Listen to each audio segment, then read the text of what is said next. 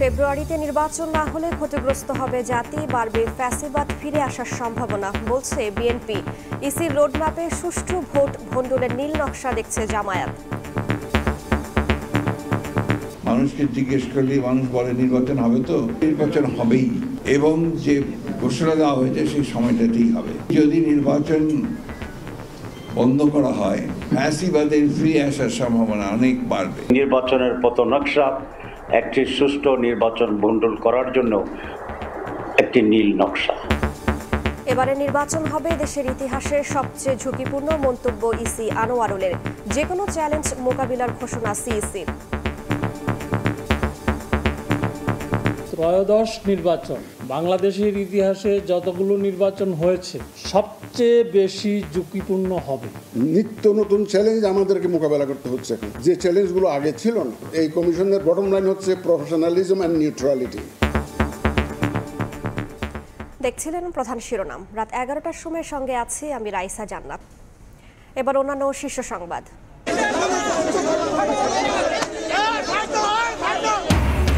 রণক্ষেত্র কাকরাইল, জাতীয় পার্টি ও গণ অধিকার নেতাকর্মীদের মধ্যে সংঘর্ষ, নূর রাশেদ সহ কয়েকজন আহত, পাল্টাপাল্টি দোষারোপ, পরিস্থিতি নিয়ন্ত্রণে সেনা মোতায়েন। সন্ত্রাস বিরোধী আইনের মামলায় লতিফ সিদ্দিকী, অধ্যাপক কার্জন সহ 16 জন কারাগারে। মঞ্চ 71 গঠন করে অন্তর্বর্তী সরকার উৎখাতে ষড়যন্ত্রের অভিযোগ রাষ্ট্রপক্ষের। ছুটির দিনে সরগরম ঢাকা বিশ্ববিদ্যালয়, নানা প্রতিশ্রুতি আর পাল্টাপাল্টি অভিযোগে জমজমাট ডাকসু নির্বাচনের প্রচারণা। ডাকসুতে 179 প্রার্থী, চূড়ান্ত তালিকা প্রকাশ। গণ অভ্যুত্থানের বছর পেরোলেও গুমে জড়িতদের বিচার না হওয়ায় হতাশ ভুক্তভোগীরা। বাংলাদেশে আর কখনো ফিরবে না এই সংস্কৃতি, আশ্বস্ত করলেন রাজনীতিকরা।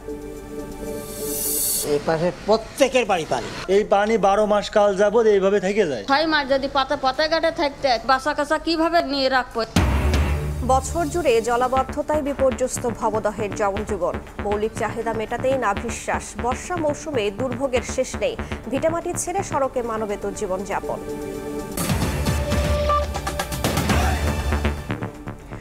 ঘোষিত সময়ে নির্বাচনের কোনো বিকল্প নেই বলে মন্তব্য করেছেন বিএনপি মহাসচিব মির্জা ফখরুল ইসলাম আলমগীর। বর্তমান রাজনৈতিক পরিস্থিতি বিবেচনায় নির্বাচন হবে কিনা জনগণের মধ্যে শঙ্কা আছে বলেও মনে করেন তিনি। বলেন, ভোট বন্ধ হলে সবচেয়ে বেশি ক্ষতিগ্রস্ত হবে জাতি, বাড়বে ফ্যাসিবাদ ফিরে আসার সম্ভাবনা। উদারপন্থী রাজনীতিকে সরিয়ে উগ্রপন্থী রাজনীতি প্রতিষ্ঠার ষড়যন্ত্র চলছে বলে অভিযোগ বিএনপি নেতাদের। জাতীয় প্রেস ক্লাবে রক্তাক্ত জুলাই বইয়ের মোড়ক উন্মোচন অনুষ্ঠানে যোগ দেন বিএনপি মহাসচিব মির্জা ফখরুল ইসলাম আলমগীর। কথা বলেন গণতান্ত্রিক আন্দোলন, ভোটাধিকার সহ সাম্প্রতিক নানা প্রসঙ্গে। মানুষের মধ্যে নির্বাচন নিয়ে শঙ্কা আছে উল্লেখ করে মির্জা ফখরুল বলেন, নির্বাচন না হলে জাতি ক্ষতিগ্রস্ত হবে, ফ্যাসিবাদ ফিরে আসবে। আমাদের জনগণ কিন্তু অত্যন্ত বিভ্রান্তির মধ্যে পড়ে যাচ্ছে। মানুষকে জিজ্ঞেস করলে মানুষ বলে নির্বাচন হবে, তো আজকে যদি নির্বাচন বন্ধ করা হয়, এই জাতি প্রচন্ড রকমের ক্ষতিগ্রস্ত হবে এবং ফ্যাসিবাদের ফিরে আসার সম্ভাবনা অনেক বাড়বে। মধ্যপন্থী উদারপন্থী রাজনীতি সরিয়ে উগ্রপন্থা নিয়ে আসার ষড়যন্ত্র চলছে অভিযোগ করে উদারপন্থী রাজনীতির প্রতিষ্ঠায় সবাইকে ঐক্যবদ্ধ হওয়ার আহ্বান জানান বিএনপি মহাসচিব। ষড়যন্ত্র হচ্ছে যে এই মধ্যপন্থা রাজনীতি, উদারপন্থী রাজনীতি, উদারপন্থী গণতন্ত্র তাকে সরিয়ে দিয়ে একটা উগ্রবাদের রাজনীতিকে নিয়ে আসা বাংলাদেশে, এটাও বাংলাদেশের জন্য চরম ক্ষতিকর হবে।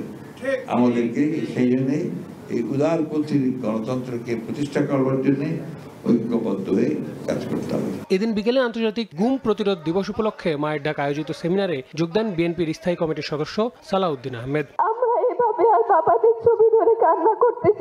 এ সময় তিনি নির্বাচন নিয়ে ধোঁয়াশা সৃষ্টির অপচেষ্টা বলছে বলে মন্তব্য করেন। তারা এখনো তাদের অপরাধের শিকার তো দূরের কথা, উল্টো গণ অভ্যুত্থানকারীদেরকে অপরাধী হিসাবে তারা নামকরণ করছে। বাংলাদেশের মানুষ কি কখনো তাদেরকে রাজনীতিতে আহ্বান করতে পারবে? অনেকগুলো অধিকারের মধ্যে প্রধানতম অধিকারের দাবি ছিল ভোটাধিকার প্রতিষ্ঠা করা। সেই ভোটাধিকার প্রতিষ্ঠার জন্য যখন একটা রাস্তা সুগম হয়েছে, এই রাস্তায় যেন আমরা কোনো কাটা না বিছাই। একই দিন জাতীয় প্রেস ক্লাবে আয়োজিত আলোচনা সভায় রাজনৈতিক মতাদর্শে ভিন্নমত থাকলেও দেশের সার্বভৌমত্ব রক্ষায় সবাইকে ঐক্যবদ্ধ থাকার আহ্বান জানান বিএনপির স্থায়ী কমিটির সদস্য ডাক্তার AZM জাহিদ হোসেন। স্বাধীনতা এবং সার্বভৌমত্ব সর্বোপরি দেশে একটি জনগণের সরকার প্রতিষ্ঠিত হোক। আল আমিন তুষার, সময় সংবাদ, ঢাকা। ইসির রোডম্যাপকে সুষ্ঠু ভোট ভণ্ডুল হওয়ার নীল নকশা আখ্যা দিয়েছেন জামায়াতের নায়েবে আমির ডাক্তার সৈয়দ আব্দুল্লাহ মোহাম্মদ তাহের। সকালে কুমিল্লা সেন্ট্রাল মেডিকেল কলেজের মিলনায়তনে এক অনুষ্ঠানে তিনি আরও বলেন, ফেব্রুয়ারিতে নির্বাচন নিয়ে জামায়াতের আপত্তি নেই, তবে কিছু বিষয়ে সুরাহা হওয়া খুবই জরুরি। কোন পদ্ধতিতে ভোট হবে তা নির্ধারণ হওয়ার আগেই রোডম্যাপ ঘোষণা বড় ধরনের অপরাধ বলে মনে করেন সৈয়দ আব্দুল্লাহ মোহাম্মদ তাহের। এজন্য নির্বাচন কমিশনকে ক্ষমা চাওয়ার আহ্বান জানান তিনি। পত নকশা নির্বাচন ভণ্ডুলের নীল নকশা, যে ভারত ইন্টারিম গভর্নমেন্ট থেকে আমরা জাতি আশা করেছিল, তারা কমিটমেন্ট দিয়ে আসছিল যে তারা নিরপেক্ষ থাকবে এবং তারা সংস্কার করবে, কিন্তু প্রধান উপদেষ্টা তার ওয়াদা ভঙ্গ করে সংস্কারের চূড়ান্ত পর্যায়ে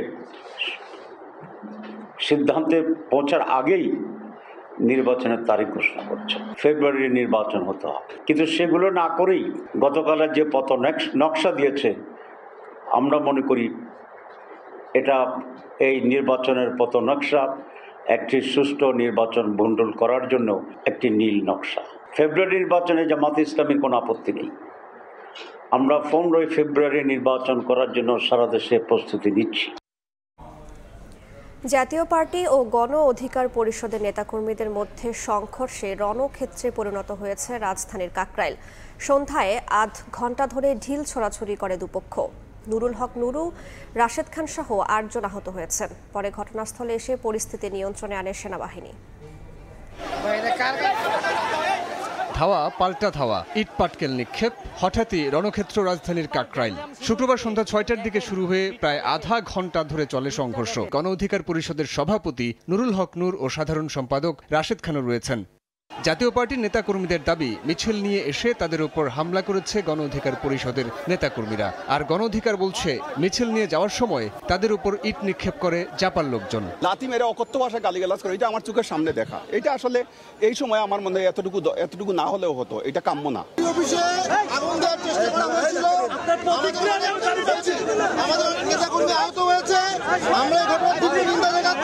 পরে ঘটনাস্থলে গিয়ে পরিস্থিতি নিয়ন্ত্রণে আনে সেনাবাহিনী ও পুলিশ সদস্যরা।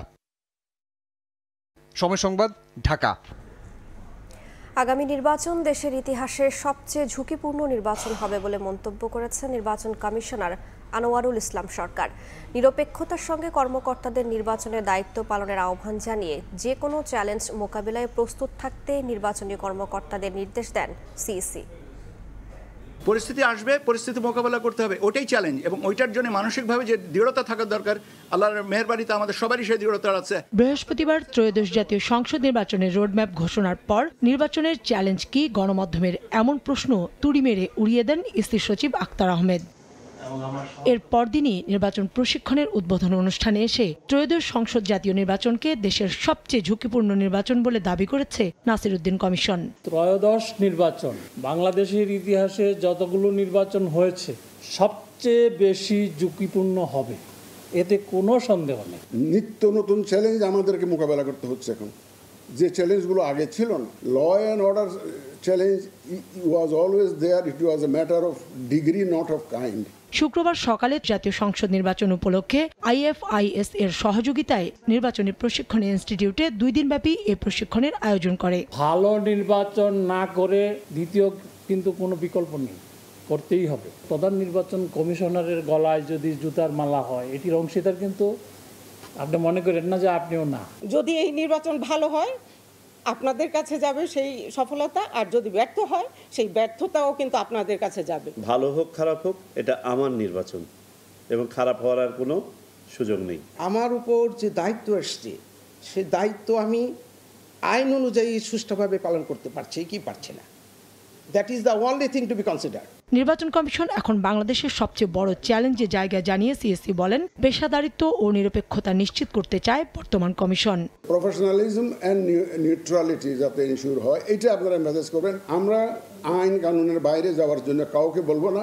একদম 100% এটা নিউট্রালি আপনারা বিহেভ করবেন, সেটা আমরা চাই। 2 দিনব্যাপী এই প্রশিক্ষণে 40 জন প্রশিক্ষণার্থী অংশগ্রহণ করেছেন। 2 ধাপে প্রশিক্ষণ নেবেন 80 জন। কাউসার চৌধুরী কুমু, সময় সংবাদ, ঢাকা।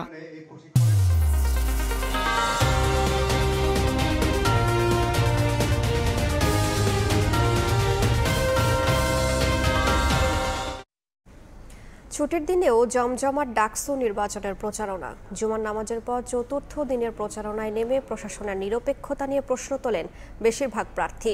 অনলাইনে অপপ্রচার চালানোর অভিযোগ করে ছাত্রদল সমর্থিত প্যানেল। এছাড়া 8টি বুথের মাধ্যমে 40,000 ভোট গ্রহণ চ্যালেঞ্জিং বলেও জানান প্রার্থীরা। ছুটির দিনের সকালে ডাকসু নির্বাচনের ঢিলেঢালা প্রচারণা চললেও জুমার নামাজের পর চতুর্থ দিনের প্রচারণায় ব্যস্ত হয়ে ওঠেন প্রার্থীরা। নিজের হল ছাড়িয়ে অন্যান্য জায়গাতেও প্রচারণা চালান প্রার্থীরা। জুমার নামাজ শেষে বিজয় 71 হলে গণমাধ্যমের সঙ্গে কথা বলেন ছাত্রদল সমর্থিত ভিপি প্রার্থী। অভিযোগ তোলেন একটি গ্রুপ তাদের প্যানেলের প্রার্থীদের আইডি হ্যাক করে অপপ্রচার চালাচ্ছে। প্রার্থীদেরকে রাজনৈতিকভাবে মোকাবেলা করতে ব্যর্থ হয়ে তাদের সম্পর্কে অনলাইনে মিস ইনফরমেশন, ডিসইনফরমেশন ছড়ানোর নানান ধরনের অপচেষ্টা চলছে। আমাদের 2 জন ক্যান্ডিডেটের একজনের আইডি হ্যাক করা হলো আর আরেকজনের আইডি হ্যাক করার অপচেষ্টা চালানো হলো। শুক্রবার দুপুর 2টার পর প্রচারণা শুরু করেন শিবির সমর্থিত ভিপি প্রার্থী সাদিক কায়েম। এ সময় প্রশাসনের নিরপেক্ষতা নিয়ে প্রশ্ন তোলেন তিনি। কোনো একটা ছাত্র সংগঠনকে এক্সট্রা ফ্যাসিলিটিস দেওয়া এবং এর মাধ্যমে ছাত্র এবং শিক্ষকদের মধ্যে একটা অবস্থান তৈরি হয়ে যাওয়া, সেটা কোনোটাই কাম্য না। ঢাকা বিশ্ববিদ্যালয়ে এটাকে যেভাবে পলিটিক্যাল ইনস্টিটিউট হয়ে উঠেছে, কিন্তু বিশ্ববিদ্যালয়ের যে মূল কাজ জ্ঞান উৎপাদন করা, জ্ঞান বিতরণ করা, জ্ঞানের প্রতি আগ্রহ তৈরি করে দেওয়া, সেই কাজটা কিন্তু আমরা করতে পারি নাই। আচরণবিধি লঙ্ঘন হলেও প্রশাসন নির্লিপ্ত বলে অভিযোগ করেছে বৈষম্য বিরোধী ছাত্র সংসদ। কিছু প্রার্থীকে জেতানোর চেষ্টা হলে নির্বাচন থেকে সরে দাঁড়ানোর হুঁশিয়ারি দেন প্রতিরোধ পর্ষদের জিএস প্রার্থী।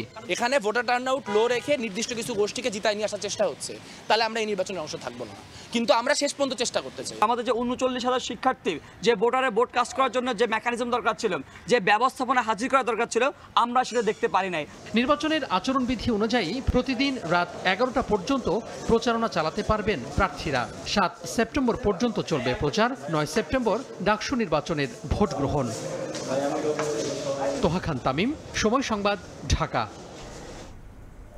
এদিকে জাকসু নির্বাচনে 179 প্রার্থীর চূড়ান্ত তালিকা প্রকাশ করেছে নির্বাচন কমিশন।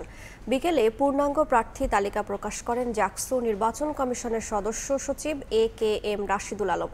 পূর্ণাঙ্গ প্রার্থী তালিকায় ভিপি পদে 10 জন, জিএস পদে 9 জন, এজিএস ছাত্রী পদে 6 জন, এজিএস ছাত্র পদে লড়বেন 10 জন।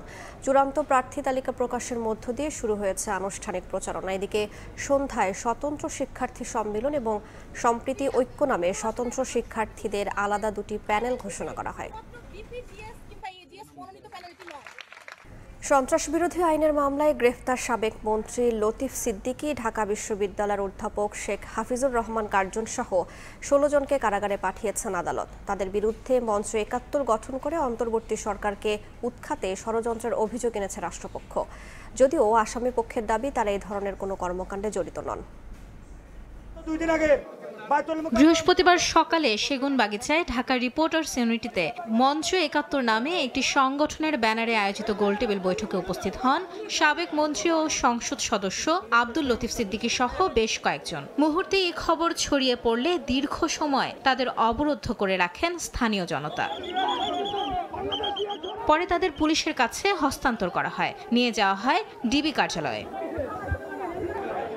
শুক্রবার সকালে সন্ত্রাস বিরোধী আইনের মামলায় সাবেক মন্ত্রী লতিফ সিদ্দিকী, ঢাকা বিশ্ববিদ্যালয়ের অধ্যাপক হাফিজুর রহমান কার্জন সহ 16 জনকে ঢাকা সিএমএম আদালতে তোলা হয়। শুনানিতে রাষ্ট্রপক্ষের আইনজীবী জানান, মঞ্চ 71-এর ব্যানারে দেশকে অস্থিতিশীল করে অন্তর্বর্তীকালীন সরকারকে উৎখাত করার ষড়যন্ত্র করেন আসামিরা।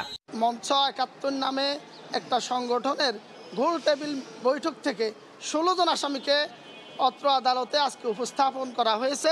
রিমান্ডের মাধ্যমেই জানা যাবে তাদের এই ষড়যন্ত্রের মূল হোতাদের মধ্যে জেডাই খান পান্না, মেজবা কামাল, ডক্টর আনোয়ার হোসেন সহ যাদের নাম তারা আদালতে বলেছে। এদিকে যে আইনে তাদের গ্রেফতার করা হয়েছে এ ধরনের কর্মকাণ্ডে তারা জড়িত নয় বলে দাবি করেন আসামি পক্ষের আইনজীবী। যেখানে তারা ভিকটিম হয়েছে অথচ তাদেরকেই আবার কোর্টে এনে গ্রেফতার দেখানো হচ্ছে, তাও আবার সন্ত্রাস বিরোধী আইনে। আদালতে এটাই বলেছি যে তারা সম্পূর্ণ নির্দোষ এবং নিরপরাধ, এবং আজকে যে আইনে তাদেরকে গ্রেফতার করা হয়েছে এই ধরনের কোনো রকমের কোনো কার্যক্রম তারা করেন নাই। উভয় পক্ষের শুনানি শেষে আসামিদের কারাগারে পাঠানোর আদেশ দেন বিচারক। মাইমুনা হায়দার চৌধুরী, সময় সংবাদ, ঢাকা। অভ্যুত্থানের বছর পেরিয়ে গেলেও গুমের সঙ্গে জড়িতদের বিচার না হওয়ায় হতাশ ভুক্তভোগীরা। তবে এ নিয়ে কাজ চলছে বলে জানিয়েছে গুম সংক্রান্ত কমিশন। জাতীয় প্রেস ক্লাবে আন্তর্জাতিক গুম প্রতিরোধ দিবসের আলোচনা সভায় বক্তারা বলেন, রাষ্ট্রীয় পৃষ্ঠপোষকতায় চলা গুম বন্ধে রাজনৈতিক দলগুলোর প্রতিশ্রুতি জরুরি। দেশে আর কখনো এই সংস্কৃতি ফিরবে না বলে সাফ জানিয়েছেন এনসিপি, জামায়াত ও বিএনপি নেতারা। চেয়ারের মধ্যে পা দড়ি দিয়ে পেঁচাই দিয়ে মারছে, আজ পর্যন্ত আমার পায়ের উড়ুর মধ্যে ওদের মায়ের দাগ আছে। এভাবেই গুমের ভয়াবহ অভিজ্ঞতার কথা জানাচ্ছিলেন ভুক্তভোগী নারী। তার অভিযোগ, কোনো অপরাধ না করেও শুধুমাত্র জামায়াত কর্মী হওয়ায় স্বামী সন্তান সহ পুরো পরিবারকেই গুম করা হয়। একজন নারী সরকার হয়ে কিভাবে একজন নারীর উপর এভাবে নির্যাতন করতে পারে তার বিচার চাই আমি। শুক্রবার দুপুরে আন্তর্জাতিক গুম প্রতিরোধ দিবসের আলোচনা সভায় বক্তব্য রাখেন গুমের শিকার ইউপিডিএফ সংগঠক মাইকেল চাকমা ও কর্নেল হাসিনুর রহমান। এক বছরেও কোন আইনে বিচার হবে সেটাও নির্ধারণ না হওয়ায় হতাশা জানিয়ে গুমের সঙ্গে জড়িত সেনা সদস্যদের বিচার দাবি করেন তারা। পুলিশের অনেককে গ্রেপ্তার করা হয়েছে, কিন্তু সেনাবাহিনীর সেইভাবে কিছুই করা হয় না। যত গুম মূলত র্যাবের মাধ্যমে হয়েছে, এর অধিকাংশ অংশই ছিল সেনাবাহিনীর অফিসার। কোন আইনে কিভাবে হবে, তারা সুরক্ষা কীভাবে পাবে, তা এখনো পর্যন্ত তা চূড়ান্তভাবে এই সরকার তার আইন প্রণয়ন করতে পারেননি। সভায় বক্তব্য রাখেন এনসিপি, জামায়াত ও বিএনপির প্রতিনিধিরা। আশ্বাস দিয়ে বলেন, দেশে আর কোনোদিন গুমের সংস্কৃতি ফিরে আসবে না। যারা শহীদ এবং গুম হয়েছেন ওনাদের নামে যার যার স্থানীয় এলাকায় আমরা সরকারি বিভিন্ন স্থাপনা গড়ে তুলব। যেসব কর্মকর্তা সদস্যরা গত 15 বছরে বিভিন্ন ধরনের হত্যা গুমের সাথে জড়িত ছিল, তাদের নাম তালিকা করে তাদেরকে স্পষ্ট করে বিচারের মুখোমুখি করতে হবে। কোনো অবস্থায় এগুলো যাতে আর ফিরে না আসে তার সামগ্রিক আইনি, রাজনৈতিক, নৈতিক সব ধরনের রক্ষা কবচ আমরা নিশ্চিত করব ইনশাআল্লাহ। সভায় জাতিসংঘের জ্যেষ্ঠ মানবাধিকার বিষয়ক উপদেষ্টা হুমা খান ও সুপ্রিম কোর্টের আইনজীবী সারা হোসেন গুমের শিকার নিখোঁজ ব্যক্তিদের খুঁজে বের করা এবং বিচারে আইন দ্রুত প্রণয়ন করার আহ্বান জানান। To have large scale consultations not only in Dhaka but also outside Dhaka because many of the victims live outside Dhaka. গুম সংক্রান্ত তদন্ত কমিশনের 2 সদস্য জানান, রাষ্ট্রীয় পৃষ্ঠপোষকতায় চলা গুম বন্ধে রাজনৈতিক দলগুলোর প্রতিশ্রুতি জরুরি। আগামীর বাংলাদেশ যাতে গুম শব্দটি না থাকে সেই জন্য আমাদের যা যা করণীয় সেই কাজ করতে হবে। আলোচনা সভায় 7 দফা দাবি তুলে ধরে হিউম্যান রাইটস সাপোর্ট সোসাইটি।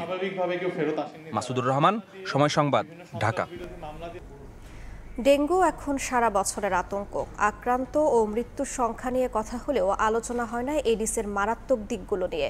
এটি প্রতিরোধের মূল উপায় কোনো পাত্রে পানি জমতে না দেয়া, দিনের বেলায়ও সতর্ক থাকা এবং চিকিৎসকের পরামর্শ ছাড়া কোনো চিকিৎসা না নেয়া। বিস্তারিত আয়েশা সিদ্দিক সামিয়ার রিপোর্টে। ডেঙ্গুর প্রকোপ থেকে বাঁচতে বেশিরভাগ মানুষই রাতে মশারি ব্যবহার করে থাকেন, তবে তারা ভুলে যান দিনের আলোতেও সক্রিয় থাকে এডিস মশা। সকাল 8টা থেকে 10টা আর বিকেল 3টা থেকে 5টা এই সময় মশা কামড়ানোর প্রবণতা সবচেয়ে বেশি, যেখানে বাড়ে ডেঙ্গুর ঝুঁকি। শুধু জ্বরেই আক্রান্ত করে না, শরীরের ভেতর নিঃশব্দে বড় ক্ষতি করে ডেঙ্গু। ক্ষতিগ্রস্ত হতে পারে লিভার, কাজ করা বন্ধ করে দিতে পারে কিডনি, এমনকি হৃদযন্ত্রের কার্যক্রমও বাধার মুখে পড়তে পারে। ডেঙ্গু চিকিৎসায় অনেকেই মাত্রাতিরিক্ত স্যালাইন নিয়ে থাকেন, তবে চিকিৎসকের মতে অনেক সময় এটি মৃত্যুর কারণ হয়ে দাঁড়ায়। অতিরিক্ত ফ্লুইড ফুসফুসে জমে শ্বাসকষ্টও হতে পারে।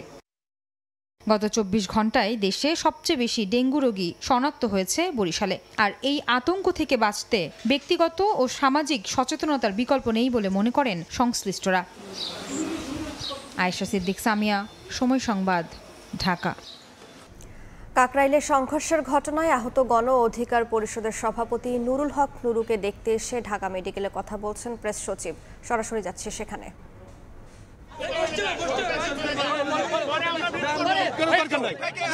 আরে রাষ্ট্রীয় কথা বলছো।